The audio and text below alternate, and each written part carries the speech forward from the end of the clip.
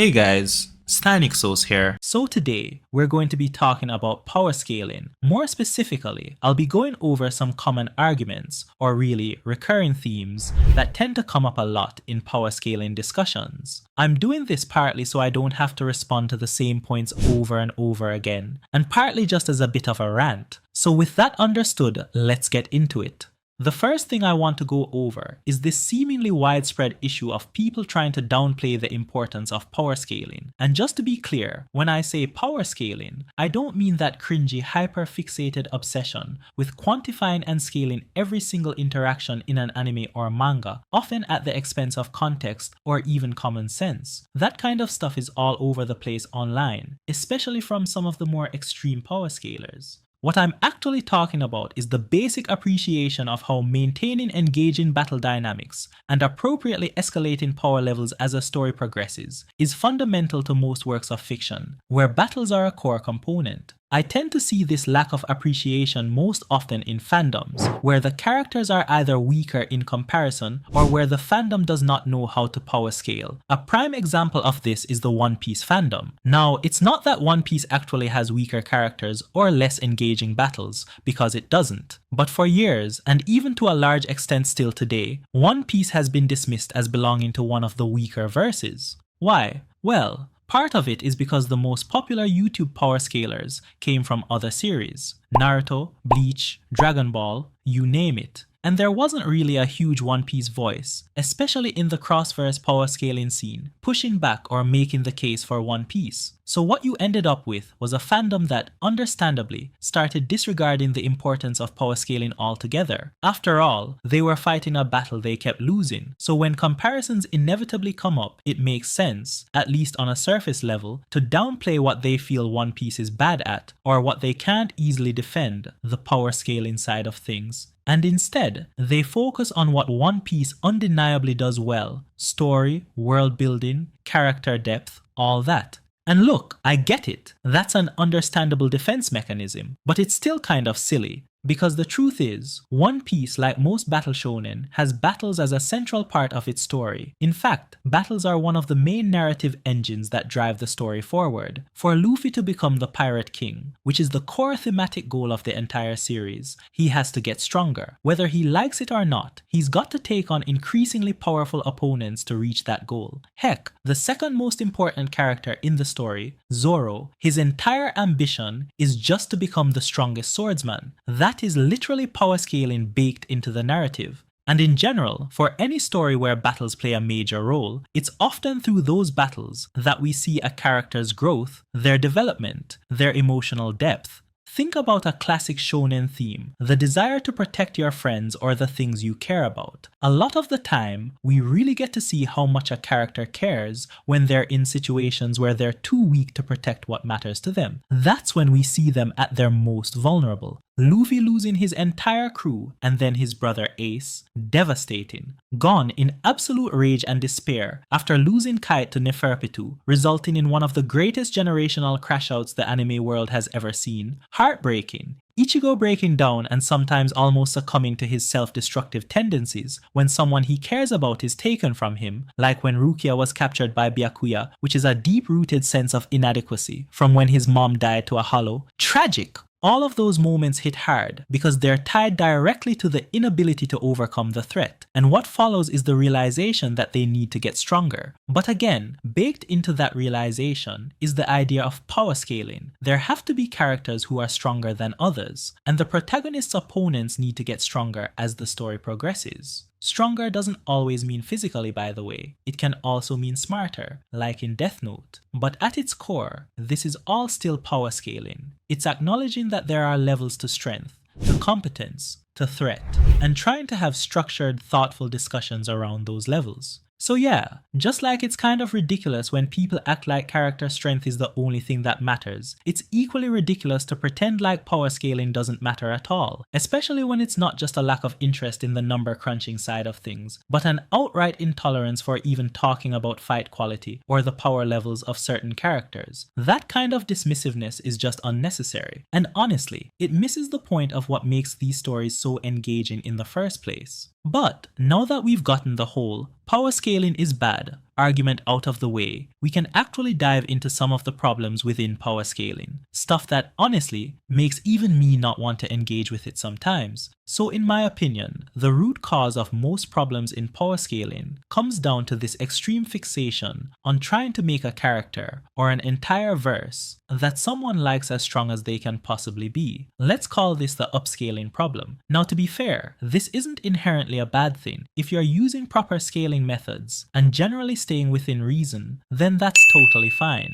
In fact, that's really the whole point of power scaling in the first place, to try and figure out how strong characters actually are. But the issue is, a huge chunk of power scalers aren't really interested in whether the methods they're using are sound or reasonable. They're more invested in the act of upscaling, just pushing their favorite characters or verses to the absolute max, regardless of whether the logic behind it holds up. That's why you can reliably find some video or discussion thread somewhere online claiming that almost any verse you can think of is planetary, or solar system level, or universal, or multiversal. Like, it's everywhere. Now hey, it could technically be true. Maybe every fictional verse is universal in strength, but probably not, right? And even if that were the case, even if they are all secretly operating at these absurd levels, the arguments used to prove it are often just blatantly flawed. And some of the most common reasons this kind of thing shows up are, firstly, the intentional disregard for basic language literacy and just plain common sense when interpreting certain statements. Take this for example. If you, without any preconceived agenda to upscale or downscale the verse, just read the following statements from the Naruto databooks, where in the third databook Kuruma title statement says, "Sealed inside Naruto is a powerful force that could easily turn the world to ash." And in the fourth databook where the Biju Bomb title statement says, "It makes the earth shivers and the heavens tremble," what would your honest first reaction be? Would it be, yep, this is definitive proof that Naruto is a planet buster and has planetary level attack potency? Or would you think more reasonably that this probably isn't meant to be taken literally, that it's more of a literary device, just a dramatic way of saying that Naruto has an incredibly powerful force sealed within him, and that the Biju Bomb is strong? For most reasonable people, it's clearly the latter. And yet, for years, those databook statements were used as a key pillar in the argument that Naruto is at least planetary. But let's take another example, this time from Bleach. In the Bleach Souls databook, there's a line that says, "Like lightning, Ichigo pressures Byakuya." Again, coming at it from a neutral standpoint, not trying to boost or nerf anyone. What seems more likely here? Is the databook literally saying that Ichigo is moving at the speed of lightning? Or is this pretty obviously just a simile, a figurative way of saying he's incredibly fast? For most reasonable people, again, it's clearly the latter. It's not claiming Ichigo's movement is scientifically equivalent to lightning speed, it's just a dramatic flourish. And yet, you can go on Reddit right now, head to Ichigo's respect thread, and the description of the link to this says unequivocally, in the Bleach Souls databook, it is stated that Ichigo moves at lightning speed. Just like that, no nuance, no context, just a literal read of a figurative line. Now, I could honestly give hundreds more examples like this, but this is exactly what I mean when I talk about people deliberately tossing aside basic reading comprehension and common sense in their interpretations. And yes, I do say intentionally, because I really do think a lot of it is on purpose. Take the Naruto example again. If you bring up other statements from the same databooks, like where it says Temari can blow away the entire universe, or planet depending on the translation, or where it claims Madara's fire attack is literally unblockable, a lot of these same scalers will immediately understand that those lines aren't meant to be taken literally. Yet somehow the lines about Naruto having the power to turn the world to ash and shake the heavens, those ones get treated as gospel.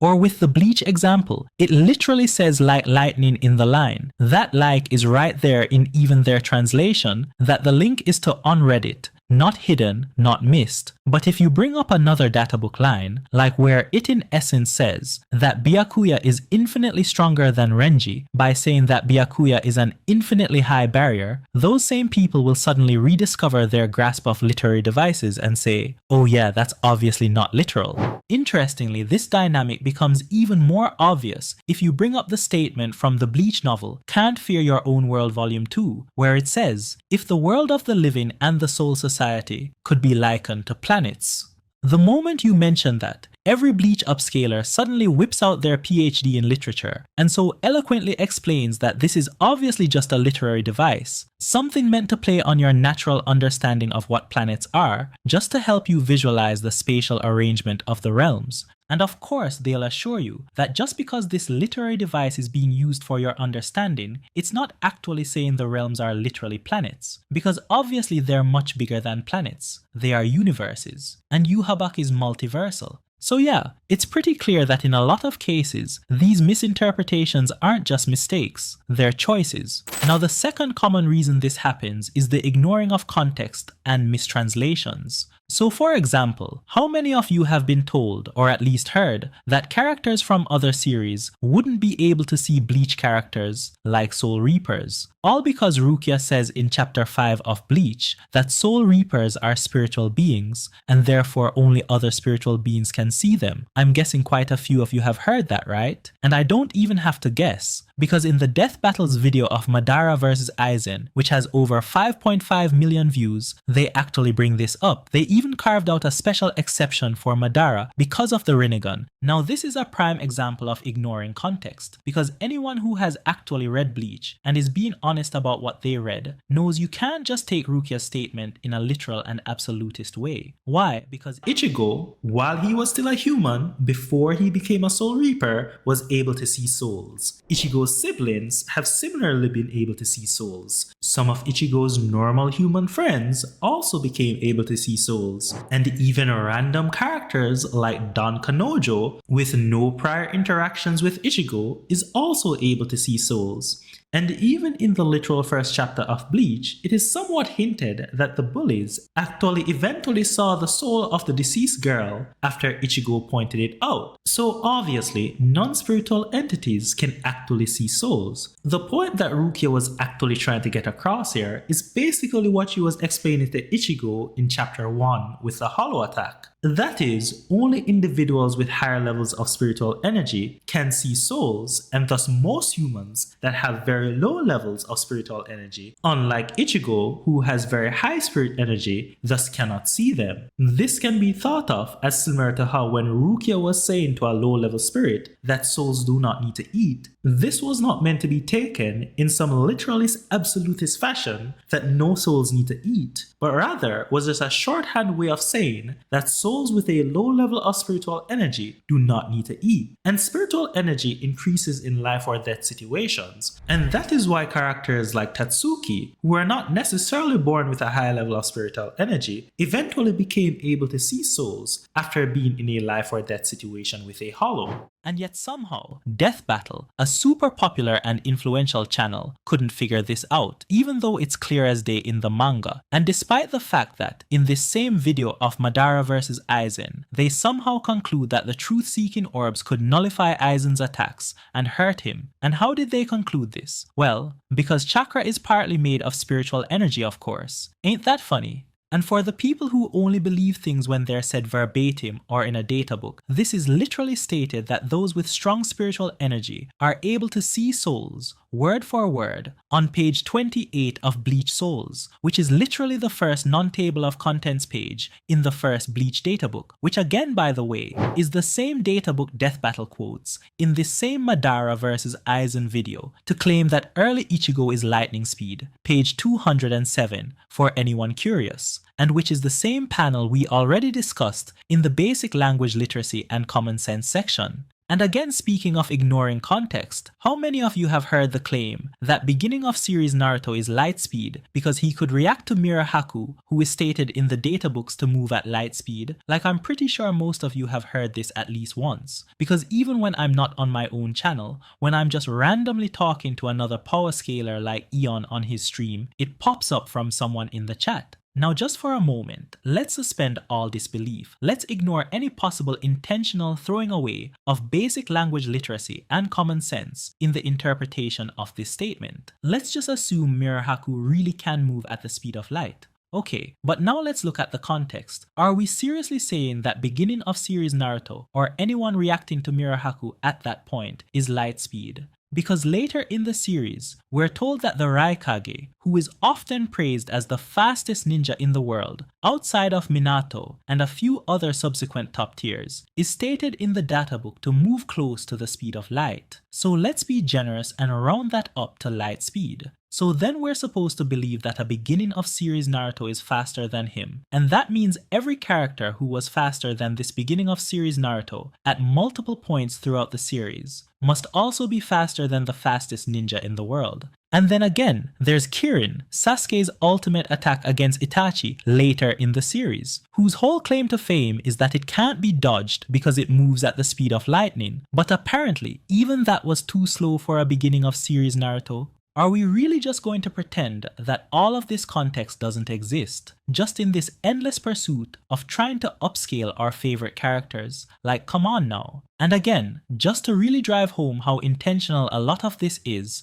take something like Kirin for example, which we just brought up. In the manga itself, it's clearly stated that it's lightning speed because it's just natural lightning that is directed by Sasuke. So Kirin's speed should be straightforward and completely uncontroversial. But again, even with something like this, that the source material laid out pretty clearly, you still have people, and not just fringe power scalers, but even someone like Swagkage, one of the most well-known Naruto power scalers, claiming that Kirin is actually light speed because a Naruto databook said so. So I hope it's clear, most of these situations aren't just honest mistakes. These folks are going out of their way to ignore or flat out deny facts from the source material itself if it doesn't support the narrative they're trying to push. All in this endless effort to upscale their favorite characters to as high as they can get them. And finally, when it comes to mistranslations, how many of you have heard the claim that characters from other verses would not be able to touch certain Bleach characters like Soul Reapers?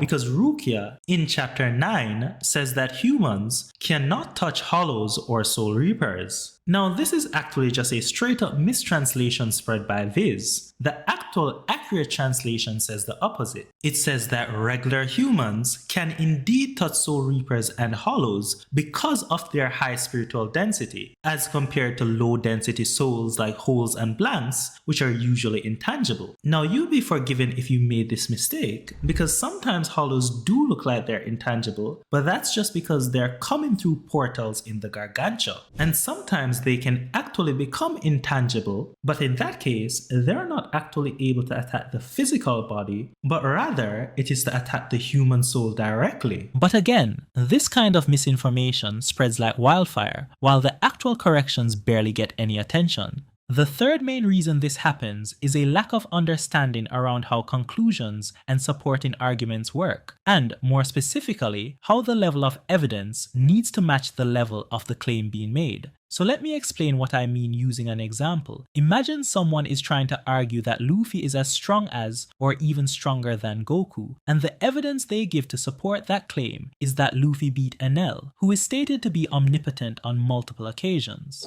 Now, in that situation, you'd pretty easily recognize a few things. First off, Enel obviously isn't omnipotent, so that statement is false or low quality evidence. Secondly, it's still possible that Luffy could be as strong as or stronger than Goku, but the point is, this specific piece of evidence doesn't prove that. So it's not that you're outright denying the claim that Luffy could be that strong, you're just pointing out that this particular argument doesn't get you to that conclusion. And thirdly, it doesn't matter how many pieces of false or low quality evidence someone tries to stack on. That doesn't make any of them more true, and it doesn't get you any closer to proving the claim. Like, someone might say, well, there's this calc that says Luffy is multiversal, and Caribou, who Luffy is stronger than, is boundless, and Mont d'Or can create multiple universes. None of that changes anything. Because if all the individual pieces of evidence are still false, low quality or just nonsense, then piling them together doesn't magically make them valid. It doesn't get you any closer to proving that Luffy is on Goku's level. So that's the first thing I want everyone to understand when it comes to making or defending a claim. It does not matter how much evidence you stack up. If you're ignoring common sense, ignoring context,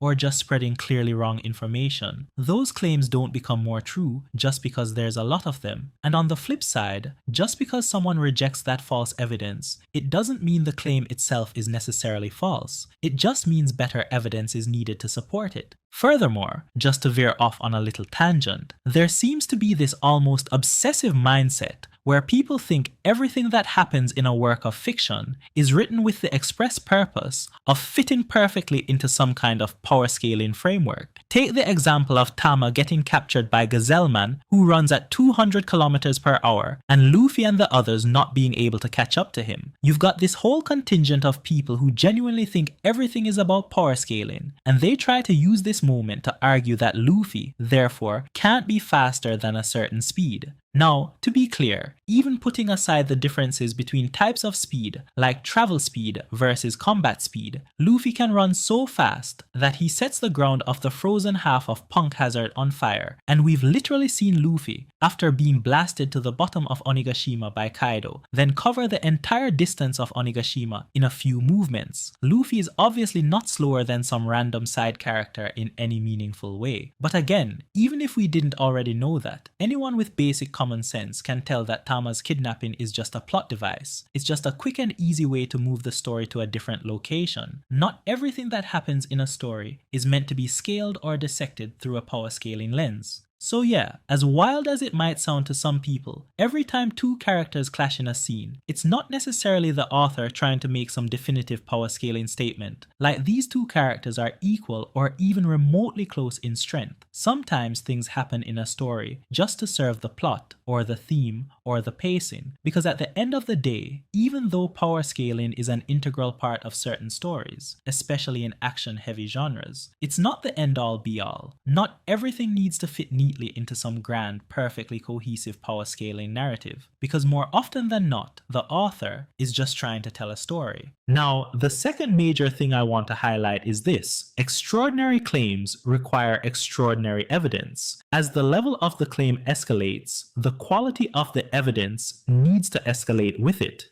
So for instance, I might easily accept a simple pixel scale calc that says a character is building level, because in the grand scheme of things, that's a pretty small claim. It's low stakes. But I'm going to push back a lot more if someone tries to use a pixel calc to claim that a character is multiversal, because obviously, the bar for proving someone is multiversal should be way higher than the bar for proving someone is building level. Now I also want to quickly speak about bias, because this is something I hear all the time, especially in response to any versus battle video, or literally any video I make where I have a One Piece character above street level or snail speed. Without fail, there's always at least one comment that says, "Stein, you're just biased." Now first of all, of course I have bias. Everyone does. I'm human. I have series and characters that I like more than others. Obviously, but here's the thing. When I make a video, I'm usually not just saying Luffy beats Naruto because I said so. No, I'm usually laying out actual arguments. So just calling me biased, that's not an argument. That doesn't get us anywhere, because someone can be biased and still be right, just like someone else can be completely unbiased and still be wrong. So when someone just dismissively calls me biased, they're not engaging with anything I'm actually saying. What they're doing is using that word as a shield, so they can avoid thinking about anything that might challenge their belief system. It's a way to protect themselves from cognitive dissonance. Look, if I make a point and you think I'm wrong, just tell me what's wrong with the argument. It could be that I'm genuinely mistaken. It could be I have an incomplete understanding. Not every disagreement or mistake comes from dishonesty or bias. Sometimes it's just a difference in interpretation or a lack of full information. Now I also get it, especially when it comes to One Piece. People will perceive me as biased. That's the main content I currently make. And yeah, my avatar has a giant straw hat.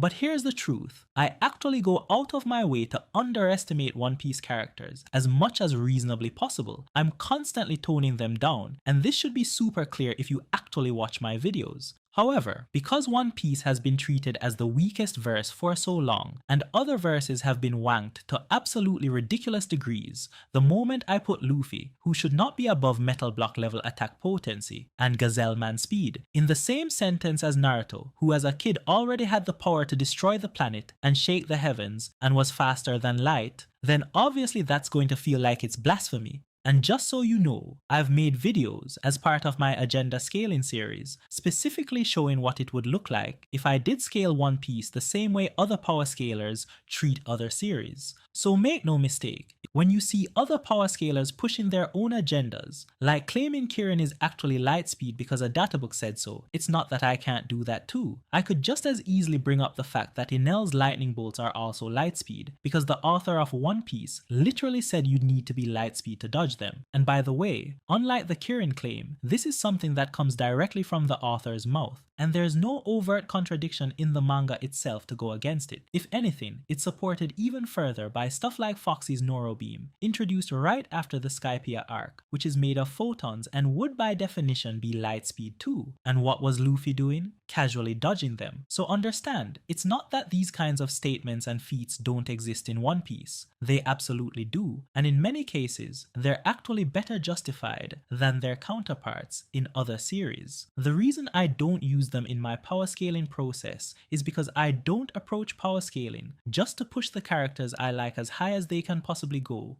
or to drag down the ones I dislike as far as I can possibly nerf them. Honestly, that's kind of boring to me. What I'm actually interested in is getting a good realistic understanding of the most likely true strength of a character, and the most reliable way to do that is to stick to a process grounded in consistency, context, and integrity, which is the complete opposite of scaling based on personal bias, or scaling just for the sake of reaching the highest possible number. Now another thing I hear, especially on videos like my Luffy versus Naruto one, is, Stein, you're clearly biased. You spend all this time debunking Naruto stuff, but you don't do the same for One Piece. But think about it for a second. For years, misinformation has been spreading like wildfire. Wank for a series like Naruto has been going unchecked, to the point where even people who don't follow Naruto have somehow come to believe he's at least planet level because a databook supposedly said so, even if they've never seen the databook or even know what the actual statement was. So obviously if I'm going to make a video, I have to address that stuff, because if I don't, you'll just turn around and say, Stein is so biased. He's ignoring the data books and the novels that say Naruto is planetary or universal. Meanwhile, on the One Piece side, most people don't even think current Gear 5 Luffy with Bajrang Gun is above island level. Heck, a decent number of One Piece fans complain every time Luffy gets a power-up. Like, even now, in the year 2025, where there are countless faster than light speed feats in the One Piece world, even from characters like Chopper. Like, take a second and actually digest that. Even Chopper is giving us canonical faster than light speed feats. Yet even with all of this, you still have even popular One Piece influencers who unironically claim that One Piece characters are not faster than light. And again, in this year of 2025, not 2005, but rather 2025, you've still got well-known and respected power scalers like Swag Kage repeating the tired old arguments like the classic, "But what about water though?" as some kind of easy one-liner to dismiss devil fruit users. So realistically, I'm not going to make a 1-hour video even longer by spending time addressing the 0.00001% of people who even know of, much less believe, the scale that says Luffy is multiversal because Mondor creates infinite universes. That's just silly, and everyone knows it. So again, it goes back to what I said. Most of the time, when someone accuses me of bias in these situations, it's not because they've actually analyzed the arguments. It's because they don't want to. It's just easier to label me as biased and move on instead of engaging with the information. Now finally, there are just some scaling methodologies that I often disagree with, sometimes fundamentally, and in ways that just can't be reconciled with the majority view. So for example, I've already briefly mentioned pixel scaling. In general, I'm not a fan of it. I just don't think most authors are drawing their stories in a way that's meant to be pixel scaled. And yeah, I know there are methods people use to try and reduce error, like picking the most consistent frames, avoiding exaggerated panels and all that. But even with that, I still think it's largely flawed. That said, I do get why it's used. Sometimes it's the only way to quantify a feat, and in that sense, I understand it's kind of a necessary evil. That's why I myself will sometimes use it. However, as I've said before, I'm usually more lenient when pixel scaling or other calculations are being used for lower end feats, like city level, building level, that kind of thing. But once we start getting into the higher tiers,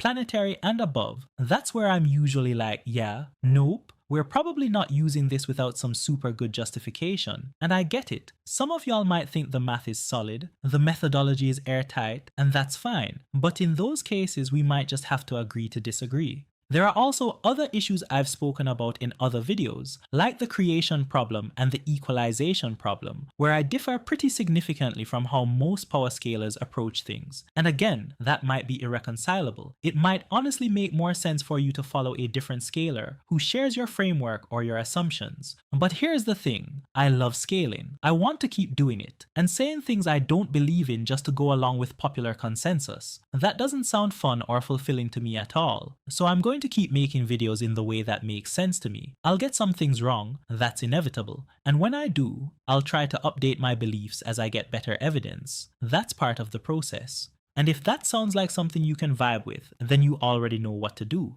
But anyway, that's the video guys. Let me know what you thought about it in the comment section down below. And of course, don't forget to like and subscribe. But anyway, see you guys next time.